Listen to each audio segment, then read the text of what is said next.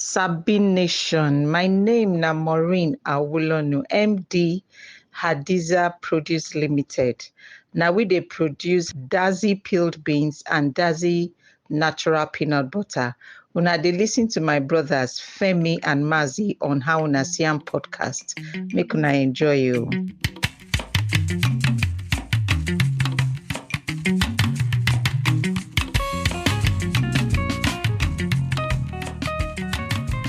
All right, Mazi. Femo. Alpha. I did, my brother. How body? We did. Correct.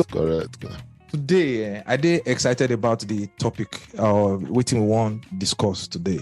And this is not the reason why.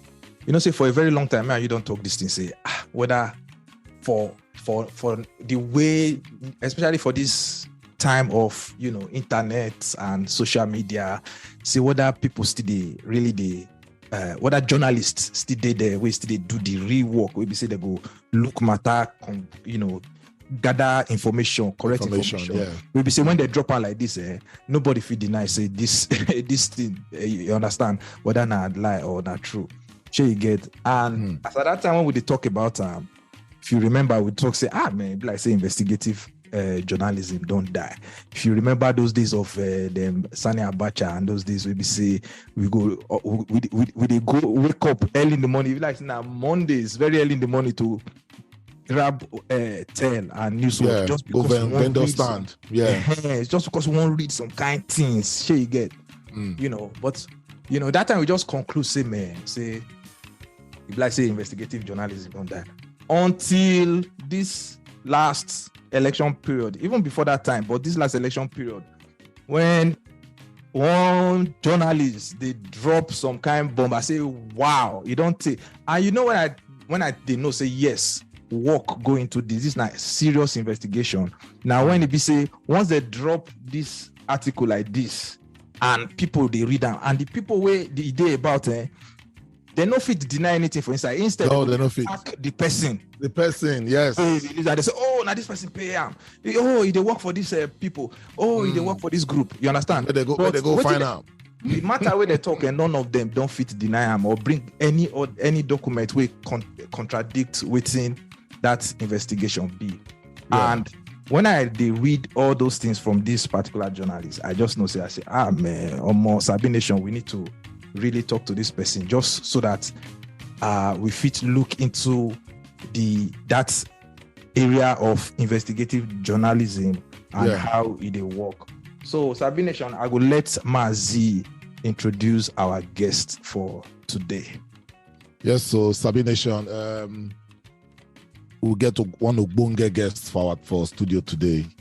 In a writer, in a investigative journalist, correct, and broadcaster, and he don't appear for CNN, the African Report, Al Jazeera, and the Washington Post. You know, I don't go talk too much about that because himself go still need to introduce himself. But I want to tell Sabine Nation say, a major work now to irritate powerful people for a living. Make them vex. It irritate them with the truth. You know, again, my papa they talk. They say truth is bitter, but it's like a soothing balm on your soul. So in original work, not to irritate powerful people for a living, I irritate them with the truth. So today we get our brother, our investigative journalist, a big guy where we really appreciate, David Hundeyin. Welcome to HUSAPodcast. Hopes I get your surname for Hundeyin, ba? Yeah, that's close enough. Okay. All right. So I beg, if you get to anything where I miss, I beg make you still try. Basically, and just David, I know say Mazi, no get Mazi want to introduce you past as you go to introduce yourself. So yes, so on top with him Mazi don't talk. If you just tell us about yourself and waiting you they do. I know say a lot of people know you, but just briefly give us more on top with him Mazi don't introduce already. Okay, so at the journalist, obviously, I think now waiting most people know me for. I'd be writer as well. even before I started to practice journalism, now writing I for first start since I be small picking. And I be video content creator stroke filmmaker as well. So I should say if you don't see at least maybe one or two of the documentaries where I don't produce over the past year. So I still they start, but you know, they're non-day successful one kind. So things they move. I just put them that way. I get my first book where I published for a Baby Man Publishing for January. Well, they released them for January this year. The name The Jungle, a personal journey with the enfant terrible of Nigerian journalism. And the book they available for Amazon and they're available for Roving Heights if you did for Nigeria. And the market they move. Yeah. if I feel use my mouth up. So how this whole thing takes start, we say when I be small picking.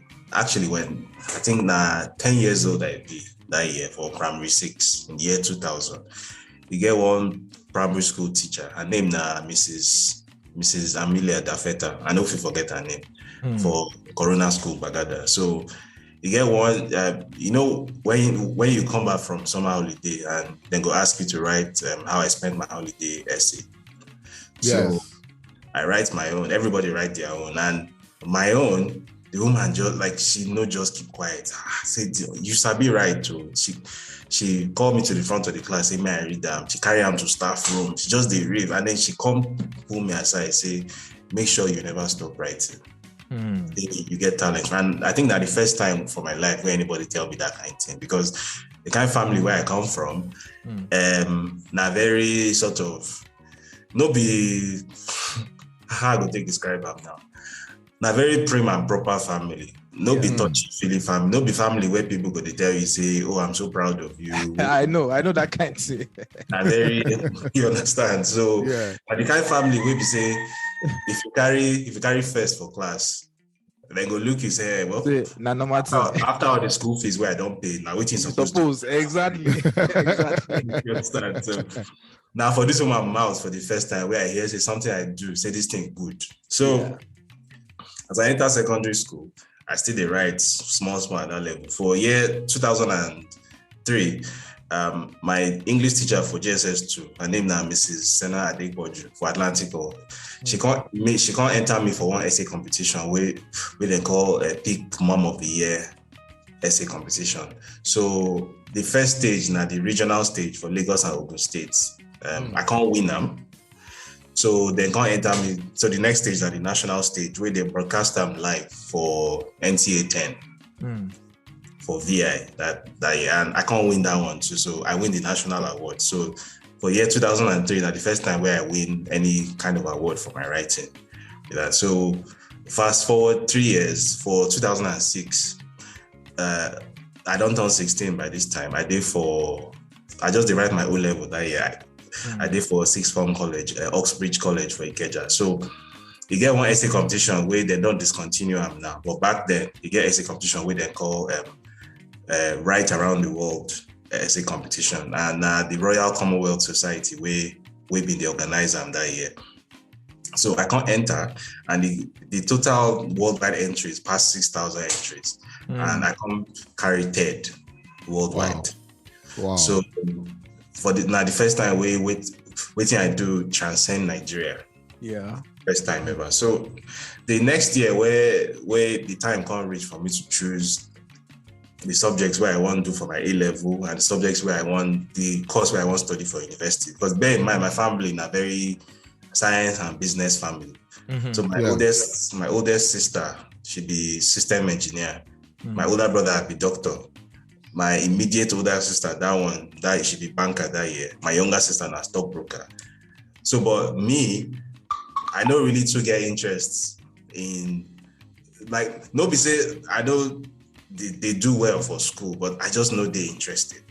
So the teachers, they always complain to my parents that year, say this boy get brain for A, but now so C in the career, and they don't say this one, he not just they interested. He's not working hard.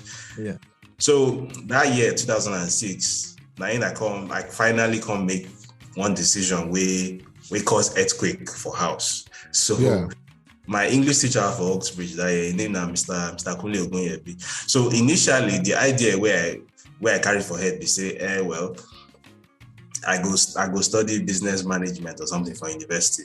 So for O level, now physics, chemistry, biology, add math, and economics where they do. So now full science combination where I mean they come from. And I know do well for my O level. Now if you see the result now, C parallel. I think now just for English where I get A. Every other thing I C, and then 1 B for economics. Everything else I C. So when I enter my A level, the first rebellion where I tell my parents, say I know they do science anymore. Say I won't move to commercial. I want still cause problem for house, but they say, well, commercial, that one's still okay. So now business studies, economics, and geography, now I do for A level. Now in the middle of that A level, when I come meet that English teacher, I say, may I write my recommendation letter for the university where they apply for that year, Nottingham Trent University. So if you want to go university for UK, you get, so the way for Nigeria, we get JAMB, now our own admissions board. For the UK, their own, and they call it UCAS. So the person where I want to use write my reference letter for UCAS, now this English teacher, when he see the course where I select in a business administration, he convex from me, say, but you are a good writer now. So why don't you do what you are good at? And that sentence when talk, that tiny sentence when talk, now it changed my life forever, because it up until that point, it never occurred to me before. Say I feel make career out of this thing where I like. Yeah. So after I think I turned down for mind for a few days, now I can't cause problem for house. I can't tell my parents, say I don't change my mind. Say I know they study business administration for university anymore. Say na journalism. So that thing caused problem. So after I finished my A level, my parents no agree. So now out of all the 5 children, now only me don't spend 1 minute for university in Nigeria. All my other friends then school outside the country. All of them, without exception. Only me. We say after A level, my parents vex say say we go carry pound sterling. Say, go study journalism. They possible. So I spent 1 year for Investigative University, Okada, for Edo State. I studied mass comm that year, and the thing no just work out at all, because the school, maybe it don't improve now, but that time, that 2007, the school, a lot of things, they very substandard. The department itself, the person where they call himself HOD that year, he never even get master's degree. So a very quick thing. So after like 8 months, and then I just fall sick. I just sick anyhow, because the private hostel where they put us, we didn't even get running water that year. So after my parents come say, be like, say this boy could die. So 9 eggs, and okay, maybe you won't go UK, I'll see UK. So very grudgingly, 9 they come fling me go UK. So for 2008, now I start university again for University of Hull, and the course now creative writing and media, culture and society. So after I finished, the idea I get for head, they say I go work for BBC, I go build my career from there. But it happened like that, because the year where I finished, 2011, the UK economy, it get as it be that year. Then they inside recession, so things don't just really work out for me at all. So as also dead-end jobs, I just they bounce around for 2 years. So I work for factory, I work for call center. You don't get any kind of stupid work where I never do for this life. I don't do some kind stupid work. I don't work inside chicken factory where we say my job now. When after they don't behead the chicken and they don't hang out, my job now to wear glove, put my hand inside the carcass, can't remove the chicken heart. The heart will squirt blood for your face. As you finish your shift, as you go out now, you go just smell chicken shit. Like go feel come out that smell for your body. Like very useless. So 2013, now I finally decided, say, I don't tire for all this year work where I did do. During that whole 2 years, the only time where you get job, where I did proud of small, now when I get contract position for KPMG for 3 months. And that not just contract position, when it end. So finally, 2013, I can't decide, say, this thing no they work for me. So I can't come back to Nigeria. So I started my NYSC June 2013. So now June 2014, I come back to Lagos. And initially, the idea be to find work for maybe one newspaper or something. So you get one guy, that year, he be the deputy editor for Vanguard newspaper. He be like family friend. So now my dad actually introduced me to him. So the man don't really know me like that, but he said, okay, he shall give me an appointment for your office. Say me, I come, then test me. So that I remember the Kiri Canal Vanguard newspaper day that year. So I carry myself to Papa. They give me the test. I do. They come, they look at me, say, "You sure say this thing you write? Say now you write." I say, "Yeah, of course." They say, "This 20 minutes. Now you write this thing." I say, "Yes." So they say, "Okay." Now give me another assignment. Say, may I submit them inside 1 week? I do them inside 48 hours. I submit them. So the next time they give me an appointment, I come. They can't look me for my face. Say, "You know what? When we don't lie you, we don't see the things where you don't write. And we don't see, say, within 6 months, you will come out if you bring you.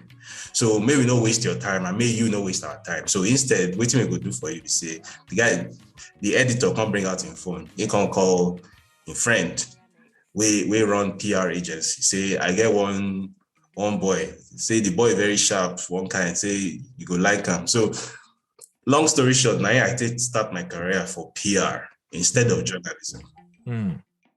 So most people we work for journalism, usually then start for journalism and then they move to PR because the money within PR better pass money with the journalism. But me, I move the opposite direction. I start for PR. I can't move after a few years, go back to journalism. So I for 2014, I resumed as executive intern at BHM. After 6 months, they can't confirm me. And eventually, 2016, now when I leave BHM finally, I get one brilliant idea that year that since I don't get involved in all this, some of the biggest marketing campaigns for Nigeria, people already sabi who I be for this industry. So I go set up my own content creation agency. And the timing, that very bad timing, because now the middle of that 2016 recession after Buhari take office. So it did not just work for me. And within 3 months, I put my car for Uber. I did drive Uber. So between August and early November 2016, now what I do with that, I drive Uber. And then November 2016, my first ever paying client, I landed them, and things started to improve more. So January 2017, I went back to paid employment. After 3 months, now the opportunities to do something new come up. So I see adverts one day say Channels TV, they recruit writers and correspondents for one new show, will be political satire. And me, I be fan of the Daily Show with Trevor Noah. So I study political satire format. So the application, part of the application, we say you go do comedy scripts, you go write full scripts with audiovisual inserts, everything. Fortunately, that skill set, like video production, all those things, or cutting audio, I don't sabi them since school. So I can't submit scripts and then I forget about it. April, they come contact me, say, we like what you do. Say, send another script. So I can't do another script. Now for June 2017, finally, they can't get back to me. June 2nd, I know if you forget. They can't get back to me, say, we like you and we want to bring you on. That you are the first writer we're bringing on. We've got over 6,000 applications. Wow.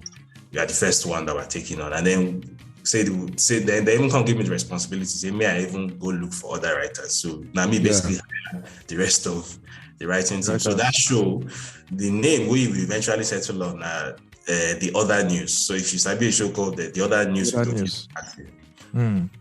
So now the show be that. So I did it for 3 seasons between 2017 and 2018.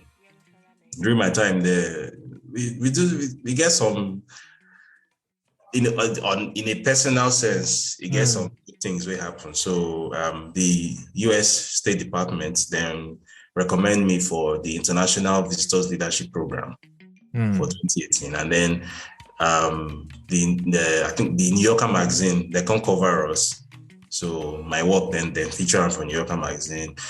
You even get one Netflix documentary where they feature us inside. Larry Charles is dangerous. So for 2018, now when I leave channels finally, come restart my content agency. This time I know they look for Nigerian clients. This time I don't get solid foreign client base. So the money now, by Nigerian standards, very good money. So at that time, I know still think say, I go come back to journalism because I feel like, I don't day channels already. I don't already day inside the system. So now where I don't come, I just make my money, they go. And then 2019 election, finally, now when things come to a head, because that 2019 election, I did Lagos that period. And I still stay from that, my old place in Shomolu. So I remember election day, after I don't collect PVC, everything, election day, I just hear gunshots everywhere. Fear no made me leave my house. And then finally, they come announce say Buhari win the election. The thing comes to me, this kind of nonsense with this, because I always use my immediate peer group, take joy between people they think, and you no get a single person where I sabi for that peer group where say they go vote Buhari for that 2019. So it think vex me. How this guy take win? Like who votes this guy really? Like waiting happen. So that's March 2019. So by this time I don't do like columns, like articles for like foreign platforms, all this Yahoo Finance, like mid-sized foreign platforms. But that March 2019, I can't decide say I go start to do some work where the work would they focused on Nigeria. Say at least this voice where I don't develop for foreign media. Say may I develop small voice inside Nigeria too, because that time nobody for Nigeria sabi who I be. The US State Department don't nominate me for IVLP. I don't do Netflix. I don't do New Yorker, but nobody for Nigeria sabi who I be. I think I get like maybe 600 followers for Twitter or something. Nobody sabi who my papa be that period. Yeah. So I can't decide say I did build voice outside, but where I did physically located, nobody sabi me. I know it don't make sense. So that's 2019. I started to do work within the Nigerian space. I started to do column for Business Day. I started to do column for The Scoop. I started doing work with Newswire eventually later in the year. And eventually that's August, September. Now when the opportunity to start doing investigative work come arise the first time. So the first ever investigative story where I do now on The Scoop, you get one story, the story be about Badagry General Hospital. So that year, the hospital know they get diesel to run generator. So doctors go they do operation with phone flashlights. Yeah. Hospital. The overhead tank for the hospital no they work. So running water no dey inside hospital. So doctor go they use bucket and baler to the hand. And then their maternal mortality rates. So if you go that hospital do a CS delivery, the survival rate na 6 in 10. So 4 out of every 10 women we do CS they die. So I do that story. I got recordings from doctors. We took small pictures here and there. We can't publish them. And the Lagos State Health Service Commission can't start to inspect the hospital after that story. Then they even try sack the MD, but that one go beg traditional ruler. So there is politics. But they still shall make some moves. So eventually, as I come here later, that maternal mortality rate can come down to 2 in 10, which is still way too many. But the thing just strike me, say, so something where I do for this my laptop like this, people's lives this thing don't save some lives. Proof lives, yes. So now that time the light bulb first go off above my head, say, So I'm actually not bad at this. So I want to keep on doing more of this. So the very next month, I went Newswire. So the lady will get Newswire, her name na Mercy Abang. That she basically, if I be investigative journalist today, the person where you go thank na Mercy Abang, because without her, I know she'll say I could figure this career, because now she first gave me the opportunity with Newswire. Now she first tell me, say, you know what, I don't see the kind of things where they write, and I don't go censor you, which is very important. Yes, they give you editorial freedom. Yeah. The only like, I trust that the thing where you go publish no go expose us to legal liability. So, feel free. Yeah. So the money no be anything. Na 20,000 naira per story, and 5 stories a month, so 100K a month. So that time, my private office for Ogba, I did pay 70K a month for that private office. So that 100K, maybe they pay for the office and they pay for diesel, petrol rather, but it not really do more. But for me, the money was not really the issue at that point. For me, the thing be say, I go fit do something, like, instead of just to complain about how Nigeria no good, Nigeria this, Nigeria that. Say I can actually fit do something. So that's late 2019, early 2020. Now I fully dive into this thing. Say, okay, we die here. So and so between January 2020 and September 2020, now I do a lot of work where people first start to know me, basically. By October 2020, after NSAS what happened, at that time, I can't say my cup don't full, and has to flee Nigeria, because people, they threaten me by this point. The one way I don't forget for my life, now when I don't go mention a name, but the man and my uncle, because my extended family, they are government people, then be. Like now, my family now establishment, now so government people full up. So politicians, NSCDC, police, military, immigration, they're like ants.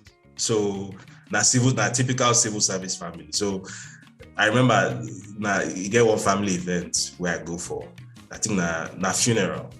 This man previously, before they retire, he be I think that deputy controller general for immigration or something.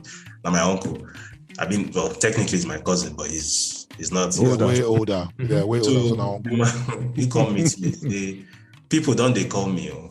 People have been calling me. Say we don't they see the things where they write. Say you don't go Abuja before. You don't see SSS headquarters. You see, say the cells, the underground cells, say it reach 7 stories. Like if they put you inside there with these your glasses, you can't touch the glasses on my face. Say with these your glasses, you will not see anything inside there. And then he can't leave. Now the first time where this man talked to me in my life with that, and now the thing where he can't tell me. And it sounded like more like a threat. Not threat. Nobody say it sounded like a threat. The man threatened me. So, at that point, after that the Lekki massacre, and then the story where I can't release after the Lekki massacre, we can't implicate the government, saying that them caught the internet that night. We say nobody can access the internet that night of the massacre. People know if you post video or anything. Say that them, because the information where I get from the telco shows the person goes with the fiber optic cable where the supply Lagos, person go cut her at exactly 6:50 p.m. So I don't say if I publish a story and I did Nigeria, they go just arrest me, because the first thing they gonna want to know is say, who is your source? Who is your source? Exactly. So I don't even just wait for them. So I come out Nigeria first before I publish it. I know really Sabi say that come out where I come out say it go be permanent. In the, like, I don't really understand how this thing they be that year, but I just do. I just come out. Maybe I think say within 5-6 months things they go cool down. Calm down anything, because during that 5-6 months, myself I don't agree stop the work right. The story just kept getting bigger. So that 2021, now I can't enter Isa Pantami. Now I can't enter Abike Dabiri. That time when this, what's her name, Itunu, the Nigerian girl waiting for prison. Yeah. that story, because that one to cause embarrassment for government. After, I still can't enter Godswill and Pabio, or he thinks I enter because the story about Inyo Morin, the job seeker for Akwa Ibom with them. Yeah. In few say my story implicator. So, in try sue me, in the former police IG Adamu, in meet Adamu say made them put me for Interpol lists, also. Anyway, that 2021 Substack can announce say that they do this program called Substack Local. Say they want to select 12 writers and journalists from around the world. Say may them fund them for 1 year, may them grow their platform. Independent local news publishers. So I can apply. And for the whole Africa, they only me with them select. So, although the others with them select maybe Americans, Australians, Europeans, then they pay them on average more than double waiting and pay me. But you know as it be in Africa. So the ones with the American, they pay them like $75,000 for the year. Me, as I did Africa, about 30,000 they pay me. So, but you don't feel complain because now how the world take me. So that period, so my platform, West Africa Weekly. Now how it takes start with that. So I should say you don't see some of the stories I do for West Africa Week. So after I don't run them for more than a year, last year finally I can't make the decision. After I don't talk to my friend Tayo Aino, the YouTuber. I don't know if you know Tayo Aino. No, we know. He's a very big Nigerian YouTuber. So him and then this other guy, Ghanaian YouTuber with Maya, because two of them are my friend and my party. So they don't tell me before, say, this your stories where we did read. Say, it did very engaging. Say, may you try find way, turn them into video format. So finally, September last year, now I start. So I opened YouTube channel for West Africa Week. My first documentary, documentary version of Conflicts for Jihad, web story by published for 2021. So you still did there, you still watch it. And then for November 2020, November last year, at the time when I published the video documentary of From Drug Lord to Presidential Candidates, Bola Ahmed. I think that one everybody does. Like catch fire. And I don't really catch fire with that. That one just throw bomb. So now waiting carry me from where I start to where I be. Already. Yeah, thank you for that story so far. And if you say we just let you start and finish it because we know say yes, we know say it will bring us to where we one day because it is very very important. Make our listeners know where they come from and the reason why you do what you do. Because I don't read many comments, I don't read many attacks. I just shake my head because to me personally, once news come out and people instead of me that they talk about the substance of that news, they're not talking about the journalist. Now the journalist that they attack, I say, I not say when I head no correct. I not say when I don't know what they do, you know. So thank you for bringing us, from the beginning to this wonderful story. But make we start with this investigative journalism because now where you did right now be that. Yeah.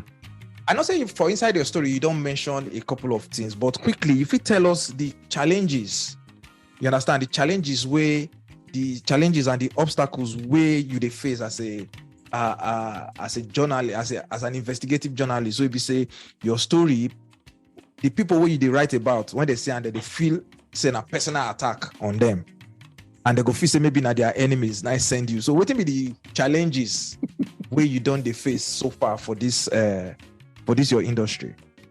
So the major issue with Nigerian journalism is say people know the people where they call journalists for Nigeria, they know they understand what they do as social good. Then they understand them as business. Yeah. So even if so for the Babangida Abacha era, government they soldiers go to enter newsroom with the points gun at journalists. We sabi as that time, right? Journalists nowadays they know they do like that. But the thing is say whether they point gun at you or they no point gun at you, they don't need to point gun at you nowadays. Yeah. And they always surprise people when they give them this statistic. And they always ask people, say, for your mind, who you think say be the biggest media spender in Nigeria, like the entity where they spend the most on top advertisement, PR, just basically paying mass media in Nigeria.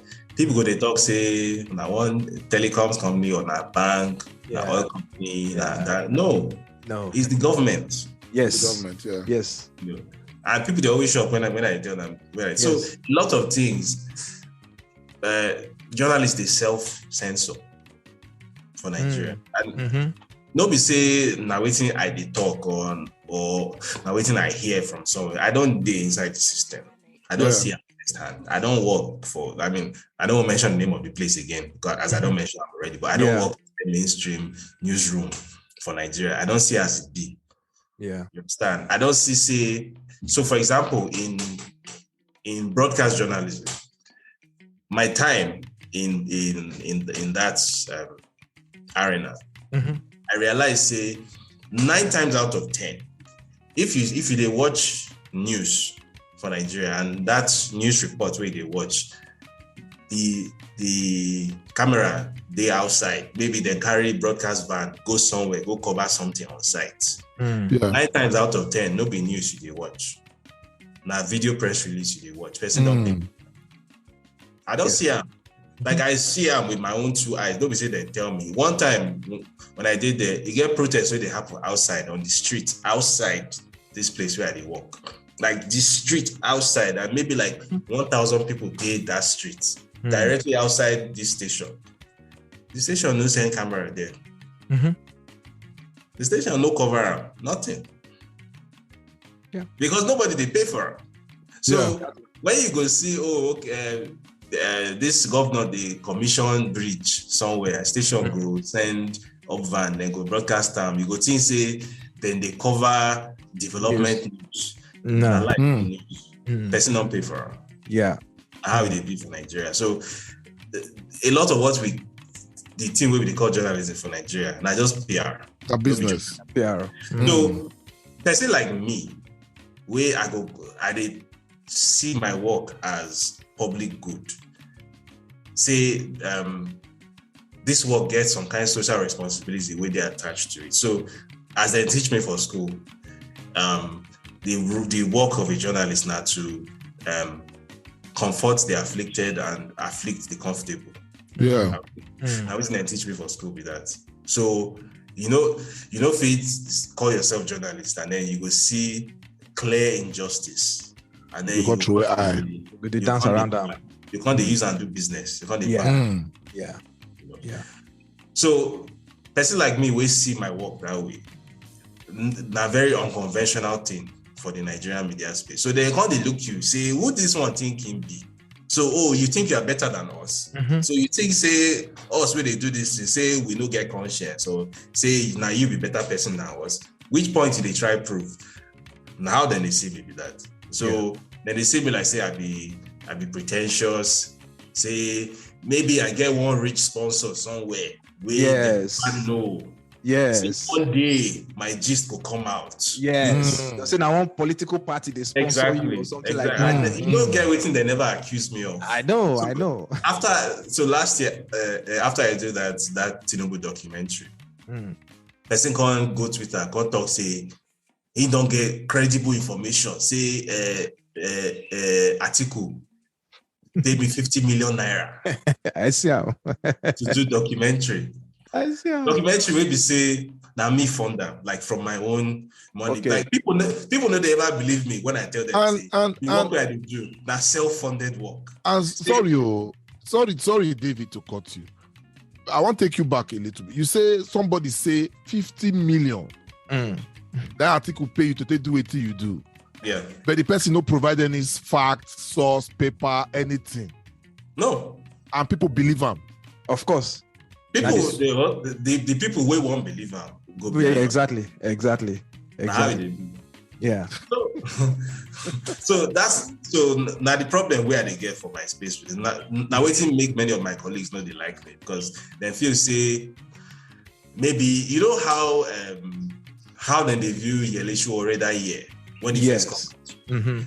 This one na crazy person, this one na cowboy, this one is something where they worry am for head. And then eventually, much later, it can't be like say maybe this show maybe he can't get some kind of political affiliation of one kind. Because so now we're seeing now where in they go since they go since be this. So now how they can't see me say why they pretend say show yourself, Joe. Say exactly. They go don't ask you say waiting be your end game. Exactly. No, like people don't ask me like to my face. People don't ask me. Give me tell us. Way. Show me the way. Because they feel say no, this kind of dedication where they show to your work. It's not free. They get one billionaire. Yeah, it's not free. They sponsor you. They know they ever believe me when I tell them say, look, apart from the waiting called subscription revenue where they collect from. And they always tell people subscribe, see paid subscription. Apart from that, if I'm lucky, if I did very lucky, maybe now $1,200 go enter in a very good month. Yeah. Apart from that, now my own work where they do because I still run my own 9 to 5. Yeah. I still they use my own personal money subsidize the work where they do. That documentary where person talk say I collect 15 million naira do it. The boys will help me produce because the production quality it did very high. So even though I did produce, but my skill never reached that level yet. So the boys will help me produce that. There are two young boys for Lagos. I know she'll say them not reach 23 yet. And the agreements where I signed with them, I don't even pay them one couple up front. Wait till I just tell them, or rather waiting them propose to me, they say, maybe sign agreement, say the Google AdSense revenue in this video, say we go split out evenly. Now how we run them? Yeah. Now how I found the thing with that. So everything I they do now calculation that they use do them, but people get one politician, they get one billionaire where they behind me. Back. So, why they pretend, waiting they worry this one. So many of my till today, get many of my colleagues where they fiercely detest me simply because they believe say I they pretend.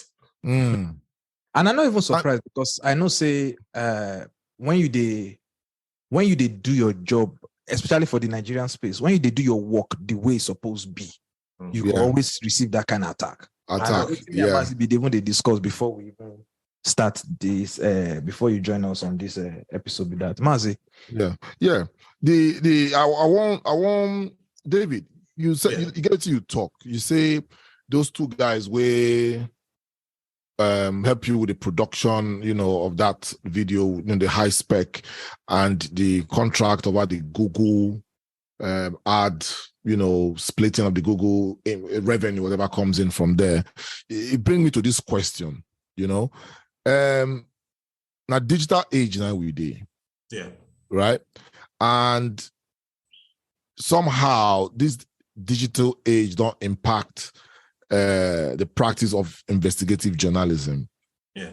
And it don't bring in there's so many things where the thing don't bring, within the space, the investigative journalism space. My question to you now be say, which kind of challenges or or changes where you think say this digital age don't bring for investigative journalism? It make them better, it make them worse, or it make them easy, because now you did London, right? Yeah. So if something they happen for Nigeria now, things the way they happen, way on a good day, like say you dig on ground, you forfeit the dorm yourself. You understand how the picture won't be, how the story won't be. These are like your own eye, your own POV. Not be a POV that they call them, maybe point of view. Your own POV. But now you did here. How this digital age don't take help for this business where you did. The most important thing where you don't do is say Okay, well, you get like 3 important things we don't do. So I could just list them one by one. The number one thing we don't do is say you don't make them possible. Say whether you did physical location or not, no really matter anymore. So the process of gathering information before, during the time of them daily giwa, information gathering, very tedious. Yeah. Very tedious process. So here say you get person way, so the story where they later kill him for the story of that between me and Gloria Okon. So he gets this woman in London. In that that year where in be, he get any other way to verify him. So he enter plane, right? He buy flight ticket to London, enter plane, fly to London, go to physical location, physical event, go take picture, for him finally confirm, say this person. If not now, person with there around them go just use phone, snap them, send you picture. Send them straight. So for that year, to the process of investigation are very capital intensive and time consuming, extremely risky. Because nowadays, a lot of that risk factor, the technology don't cut them off. The cost and the time implication, technology don't cut them off. So if you get one secret document, we government no one make people see. Before, person go need maybe find way go photocopy them, go smuggle them, photocopy out somewhere, and and then go deliver hard copy with briefcase, all those kind of like Cold War spy. Nowadays, person if in they even fear to even use phone snapper, you feel buy glasses for Jumia, we get hidden camera inside 50,000 naira. So as they look at me, they record them. It don't happen before. As you get home, you just remove the memory card, put it inside computer, send them or phone, send them to whoever you want to send them to, like that. So the actual mechanics of to gather information don't they very simplified now. The second thing we don't do is say it don't exponentially increase potential audience. So the days of that era where the only independent media where we get from Nigeria are just newspapers, nothing else. Because the TV and radio, the only government get them. That time, if something no day inside newspaper, it be like say it no exist. True. Nowadays, because of internet, so a platform like my own, for example, no be newspaper, and digital newsletter. But up to at least 46,000 people they receive every edition. And not just the people we subscribe directly with that to 46,000. If I include people who they follow me for social media, my total audience it passed 1 million. Right. You don't get a single newspaper for Nigeria with their actual physical circulation reach anything close to 1 million. For 2016, will be the last time where I checked this number, because that time I still work for PR. So now my job to know. As of 2016, the Nigerian newspaper will get the highest circulation, daily circulation at Punch. And that time at 300,000, just over 300,000. So, but it gets stories where I don't publish for East Africa Weekly, where we say 1.something million people don't read them. So more than 3 times circulation of the country's largest newspaper don't read them. So technology don't increase access to audiences, new audiences. And then the third thing which technology don't do, we say, even the people we know they read, it don't still make it possible to access those people.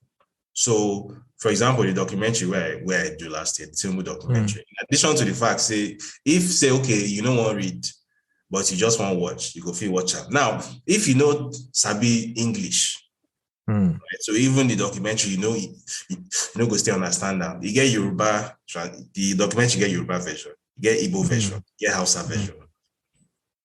So if you speak any of the 3 main languages for Nigeria, you go, this information could not be available to you. So it don't expand the methods of accessing audiences. So I think now how we do, obviously it gets some drawbacks too. So the the major drawback where people they always complain about from now till forever, we say the business model of journalism is still, it don't change and it's still changing. Because before, not just very simple transaction. If you want to know what's in the happen, you go buy newspaper. That's it. Simple. Yes. There's no way to do it. Or you go newspaper stand, go read. You know, pass like that. Nowadays, people will go online and they will read that for free. Yeah. Problem is, say, if it's free to the reader, the journalists will still eat. So who they pay? Somebody has to pay. But the reader know they pay anymore. But somebody has to pay. So for Nigeria, no problem, because that's somebody where they pay. Now government and now private interest where they link to government. Now then they pay. So that the problem with that. Wow. So that the problem where people like me, they try to solve. So, and the solution where they propose, we say, make people, they directly fund their own media. Like subscription based media, like what they do. So, I mean, it never really did successful yet. Me, I don't lie. We still they build. We still they wait to see how, you know, if this thing would be possible. But, you know, we have to try at least. Yeah. Wow. Okay, David, make I ask you one question now. You get what I call like ethical dilemma. Like sometimes when you don't gather news, you know, we just talk about say it is easy now to gather your information and anything where you want release and all that stuff. So after you don't gather this news, I know say every journalist go get, like when you get story and you don't put your story together, you go get from your sources, you must get at least three different sources where we say they don't know each other, but just to make sure say your story, everything where you get there, they correct. Then sometimes, I don't know whether they do them all the time. Sometimes when you don't put that story together, you go send them to the person to get feedback. You understand? Say, see, we want to release this story, and this now the length of the story, blah, blah, blah, blah. Waiting you think, waiting I think, when I get anything to say, talk back, most people know they respond back before the story come out. So you don't get any time where you don't like day into some kind of ethical dilemma. Say, okay, this story, like you talk, you now person who see journalism as a service to the people, right? You never did that point where you say you the way between whether to release this story or maybe because of the threat to your life or something, you say, okay, no, we told this story, or somebody just offer you some juicy amount of money, say no release this story, or take this amount and make we do like catch and kill way most of the top politicians and the political elites they do for United States. So the first question we say you don't find yourself inside this kind ethical dilemma and how you take resolve them. And then the second question now, in this day of fake news and and easy spread of fake news, like on top WhatsApp, and I don't see so many people who don't ask me about some particular news. I say, you say read this thing, it makes sense to you, that kind of thing. Which steps as investigative journalists, which steps you they take to make sure say the information where you put out there and the things where people like us we say we really want to read facts and truth about story.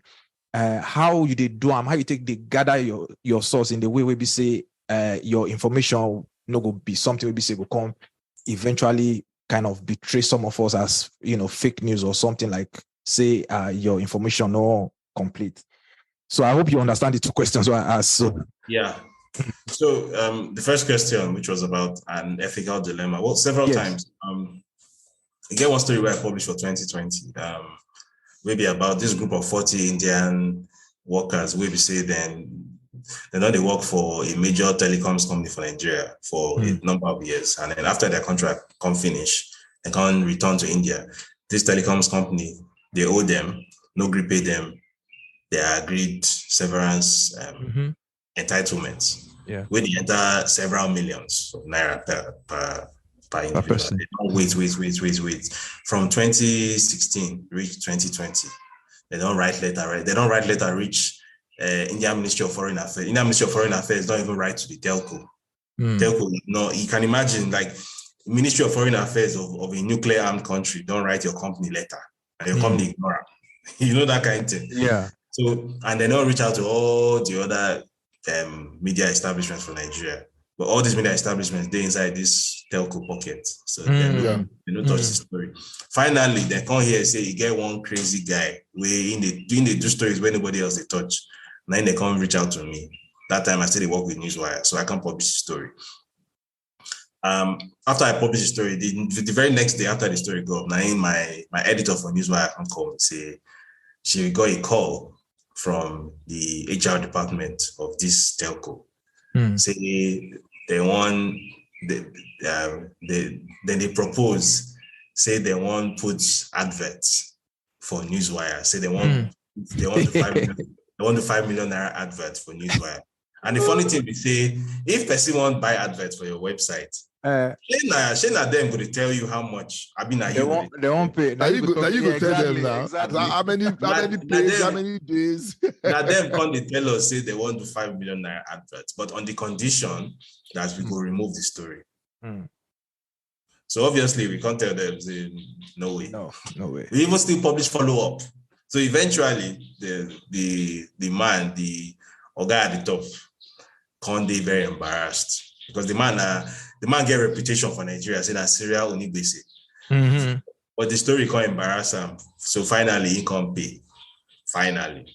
So now one kind of ethical dilemma we don't be said. So that won't be said that then they offer money. The other kind of ethical dilemma be when this one don't really be ethical dilemma, but na ethical decision where I don't take several times. Maybe say, as you talk conventionally, the convention is before you publish story, say the person where they involved in the story, you go give them right of response, blah blah blah. But that does not always apply.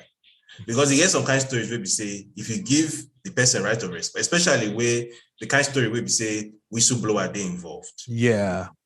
If you can't give the person where the whistleblower they implicate, if you give that person right of response, I say they give them advance notice.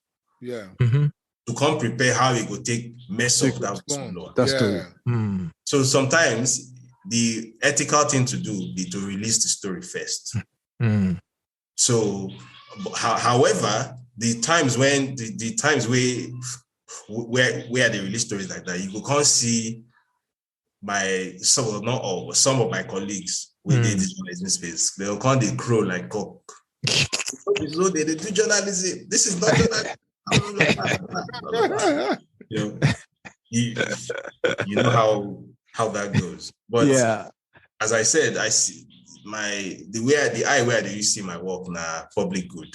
So if you they're familiar with Amnesty International, for example, if you work with them internally, their internal slogan be first of all do no harm. Yeah. So any story where they write, your number one priority, they say anything we go harm the whistleblower or harm the interest of the public. Now that thing they try to avoid. Yeah. So you go use your own brain, assign priority in ascending or descending, or say which one outrank which one. So is the interest of the person who is implicated more important? Say important past the interest of the person with the blow the whistle. So for example, you get a story where I do about Chinese loan apps for Nigeria last year. Yeah. For that story, you get two major whistleblowers will release information. And I know say the people where they involved in this investigation, the people where they implicated, because of the information where these whistleblowers give me, where I published for this article, it know how if these people see this information before the story is published, then go know who passed this information to me. And in that gap of few hours between when I show them this thing and then I will publish the story, who do the thing then go feed do? You understand? So that's true. Now I publish the story first. By the time the story is out, 100,000 people don't see the story already. At that time, these people no go fair attack the whistleblower anymore because everybody don't already see him. You don't already see him. Yeah. So if you can't go attack the whistleblower, everybody will know say now you. Now you, yeah. So it's now like almost like insurance. Yeah. The second question where you ask, sorry, just so fake news, like which steps you they take to make sure no fall spreader. For me, now very simple thing. Anything where I won't publish, even if now something where I don't hear from the president mouth with my own 2 years. If I don't get receipts where I go be published to back this thing, I know go publish. Simple as that. Yeah. So everything will get receipt, and I know go tell you say, oh, I saw the receipt. I go publish them. So where I learned this thing now when I did involved in crypto journalism. So that 2018 period when before I came into the investigative space in Nigeria, when I still work for this international mid-sized organization. So I was doing finance reporting for a number of websites where they focus on financial markets and crypto especially. And one very interesting concept where I pick up from the entire concept of blockchain and crypto be this thing where they call trustless dealing. So trustless means person no need believe waiting you talk. Yeah. Because the thing where they're on ground, they're sufficient to give that person peace of mind. So for example, so in that context, trustless be like, for example, escrow solution. So two people want to exchange something. Instead of one person to send the thing, give the other person, can't trust. See the other person will give everything promise. So instead, they go put them in hands of escrow intermediary, and as the other person releasing on the intermediary automatically. So now it's they call trustless. So that concept now it's I use for my journalism. Say I know what made people they believe waiting I write because now me talker. I won't make you believe them because the evidence they there. So what? So I know they even like when people they reference me for social media and then they go they say, oh now waiting they ain't talk with that. That's in the vex me. Because not be waiting I talk. Now waiting you show. Like waiting inside the yes. You understand? I just they break the news. Not be me like I know they feed you gist. Not be opinion. Yeah, exactly. So not be opinion. Now why, for example, even it don't get many times where I sabi pass waiting I did publish. But I know if we publish the full extent of waiting I sabi because I don't get the receipts. Yeah. So I know for a fact that this thing are true. But if I publish them and then person asks me, can you prove it? I cannot prove it. Yeah. Therefore, I cannot publish it. Because another thing I always be very conscious of, we say, no matter how strong your record be, you get 100% strike rates for 3 years now. You never get anything wrong. All it takes is one time. Yeah. And it brings it all down. Yeah. So, and now waiting, I get one guy for channels, wait teach me that thing. He talks, say, journalism is like football. Say you are only as good as your last performance. So no matter which kind of record you don't get, right? You don't win Ballon d'Or, right? And then you they play FA Cup against one team from lower league. You can't mess up. Your fans go shout, say, may go bench. Yeah, exactly. Exactly. How journalism. So the minute I publish something and I can't get them wrong, all this credibility where I don't suffer to, but I go lose them. So I always very conscious of that thing. Say people they always look for how to accuse me of fake news. Yes. So if I want to publish something, everything it must have source. Yes. And the source no be saying now 1, 2, 3, 4 obongegist.com kind of source. Now solid source. Now UN. Now government source. Now established, recognized news media source. Now credible person. Now documents. Now picture. Now video. Something where you don't argue with. So that's how I deal with that problem. Awesome. Wow. And you don't talk small about how you deal with some of those kind of programs for fake news. Right, as an investigative journalist, that this same thing, how you did overcome the general challenge where you face. This is not for fake news now. But as an investigative journalist, it gets other challenges aside from fake news where you they face, right? How you take they face them. And earlier on we talk about technology, about media and everything. Now, right now we don't hear about AI, artificial intelligence, data journalism and all that. Did they help you do your work well in any way?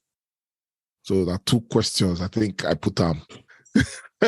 So in terms of general challenges, I guess, so the major challenge till tomorrow still remains financing the whole thing. Because there is no business model we're still trying to build on.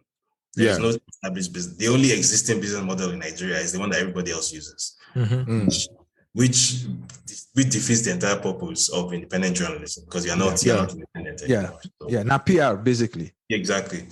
So that's the number one challenge, just funding the whole thing in a sustainable way. It's possible to fund it in the short term. You can fund it for the next 3 months, for the next 6 months. But if you're talking about building something that will last 5-10 years, that's a different ball game altogether. So I've been able to fund this for a year and a half now, or just going on, actually 2 years now.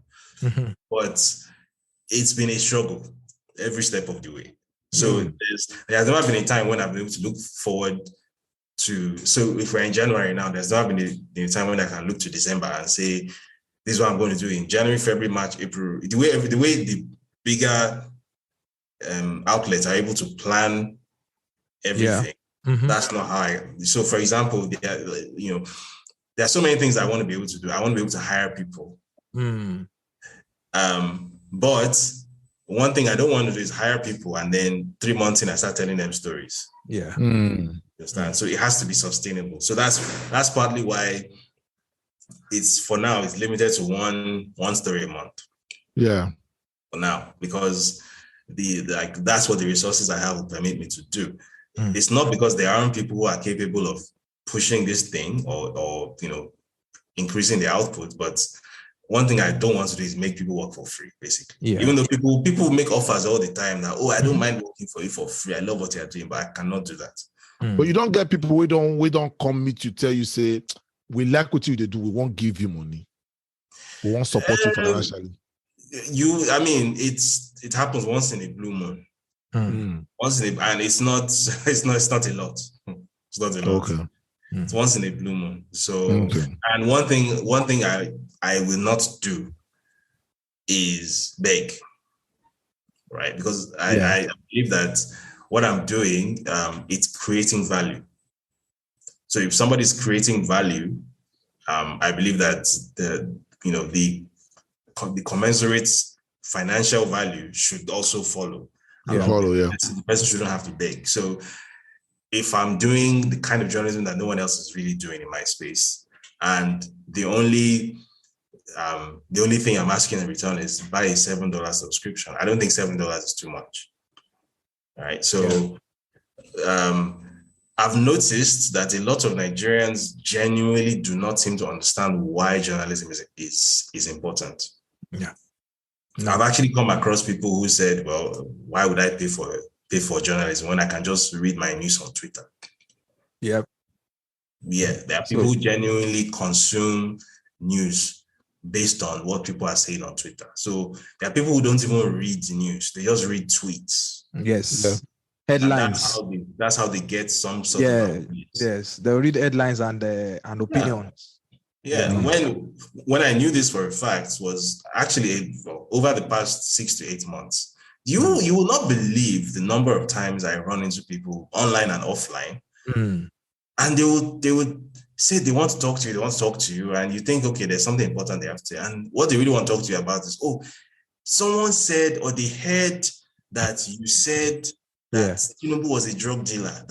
How do you know that? Is that thing really true? And you can just tell instantly, this one did not read this. You know, read that. No. Headline.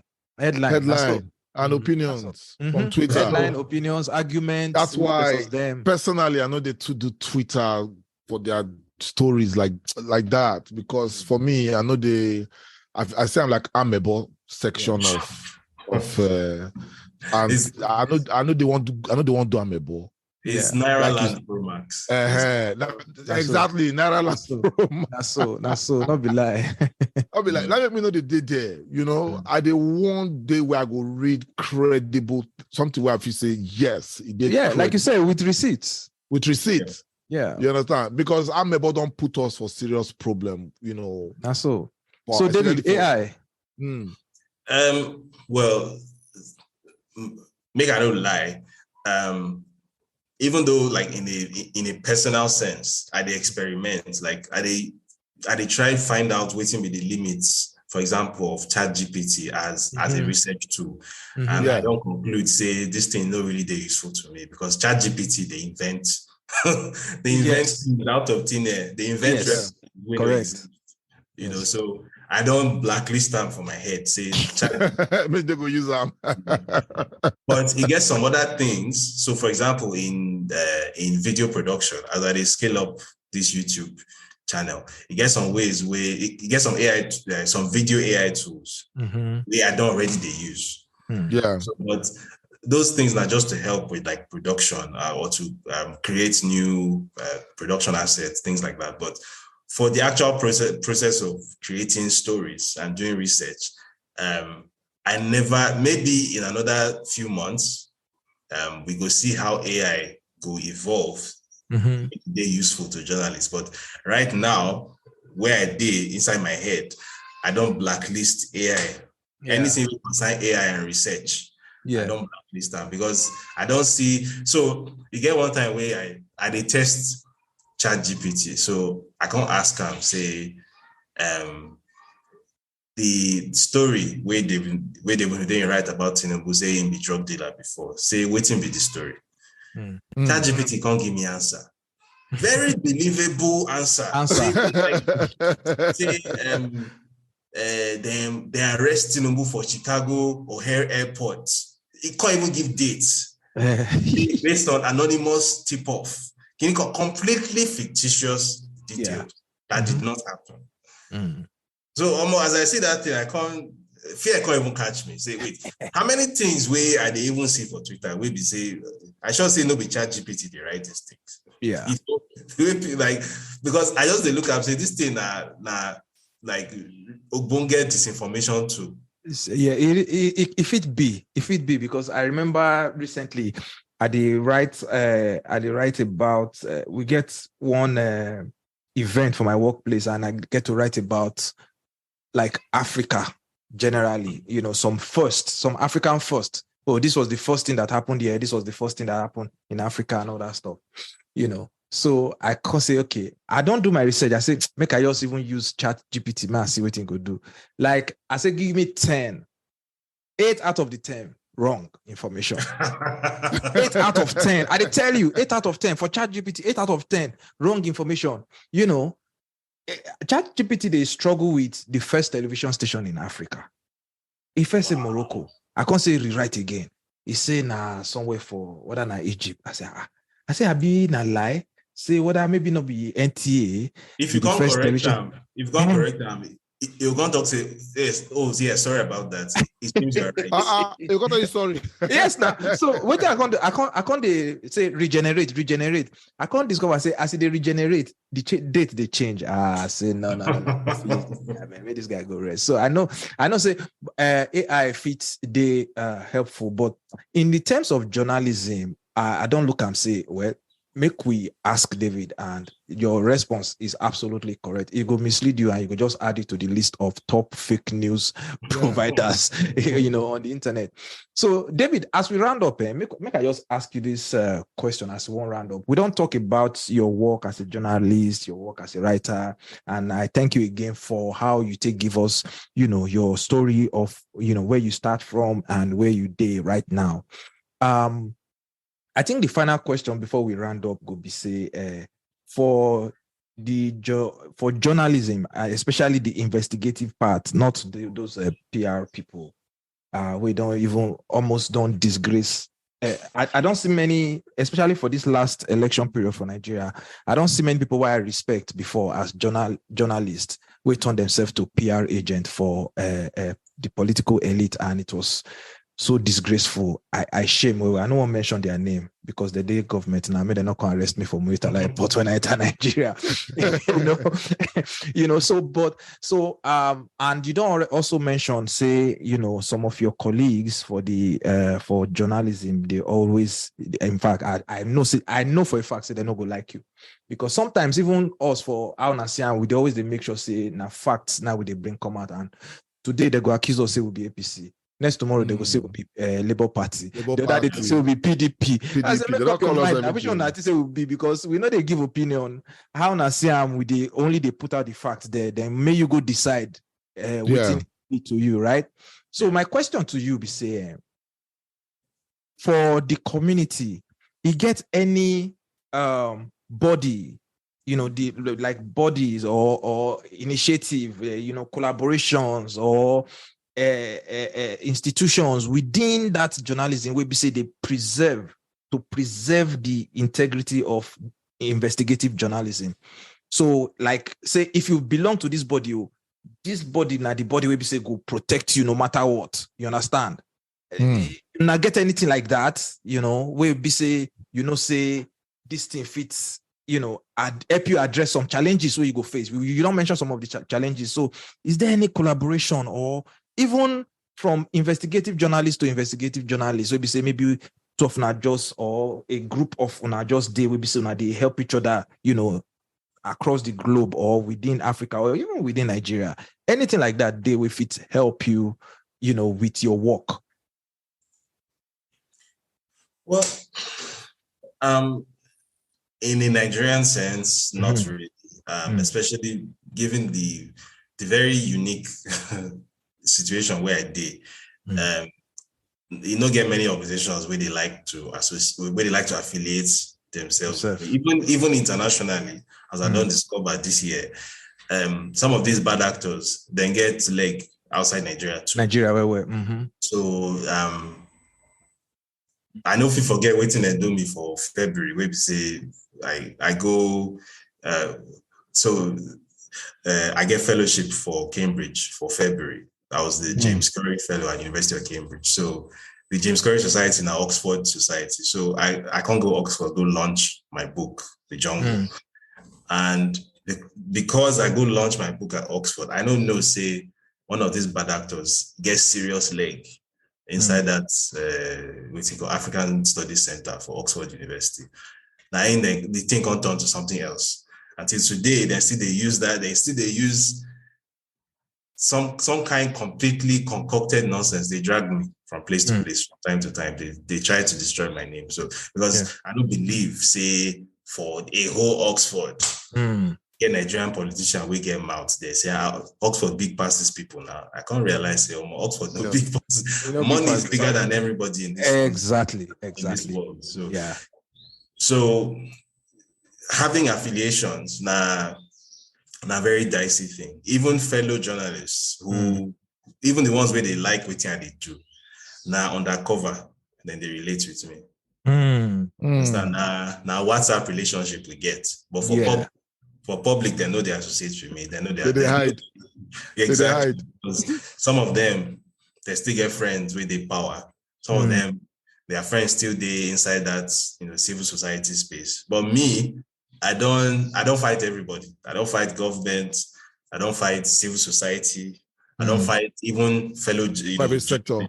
I don't do stories about BBC.